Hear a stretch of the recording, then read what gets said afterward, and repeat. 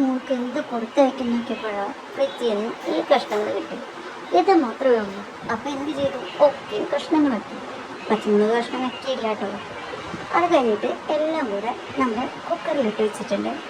പിന്നെ ഞാൻ മുന്നേ കാണിച്ചു തന്നിട്ടുള്ള ജിഞ്ചർ ഗാർലിക് പേസ്റ്റ്, ഇതിൽ നിന്ന് കുറച്ചേ എടുക്കൊണ്ടു, കുറച്ച് മാത്രമായിട്ട് ഞാൻ ഇതിലിട്ടിട്ടുണ്ട് കേട്ടോ.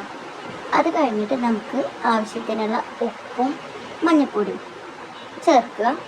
അതിന് ആവശ്യത്തിന് വെള്ളം ചേർക്കുക. ഞാൻ ഇവിടെ ഒരു 1.25 ഗ്ലാസ് വെള്ളം എടുത്തിട്ടുണ്ട്. നിങ്ങൾ പാകത്തിന് ഇട്ടാൽ മതി. കുക്കർ അടുപ്പത്ത് വെച്ചു, വിസിൽ കളയണം കേട്ടോ.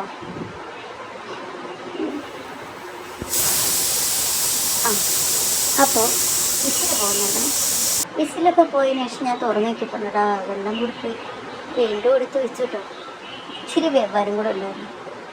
പിന്നെയും ഒരു 2-3 വിസിൽ കളഞ്ഞിട്ട് നോക്കിയപ്പോൾ കുറച്ചൊന്ന് നോക്കിയിട്ടുണ്ട്. കഷ്ണങ്ങൾ ഞാൻ നല്ല പോലെ കയ്യിൽ വെച്ച് ഉടച്ച് കൊടുത്തിട്ടുണ്ട്.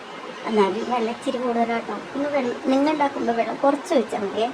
അപ്പം ഞാൻ ചീനച്ചട്ടി അടുപ്പത്ത് വെച്ചിട്ട് കുറച്ച് വെളിച്ചെണ്ണ ഒഴിച്ചിട്ട് കടുക് പൊട്ടിക്കുന്നുണ്ട്. ശേഷം ഈ വേവിച്ച് വെച്ചത് ഇതിലേക്ക് കൊട്ടുകയാണ്. അപ്പോൾ വെള്ളം കൂടുതൽ കണ്ടപ്പോൾ ജസ്റ്റ് ഞാനൊന്ന് വറ്റിക്കാൻ വേണ്ടി നോക്കിയിട്ടുണ്ട്. അപ്പോൾ ലാസ്റ്റ് നോക്കിയപ്പോൾ ഈ പരിവായിട്ടുണ്ട്. അപ്പം ഇനി ഇതൊന്ന് കഴിച്ചു നോക്കട്ടെ. ബൈ.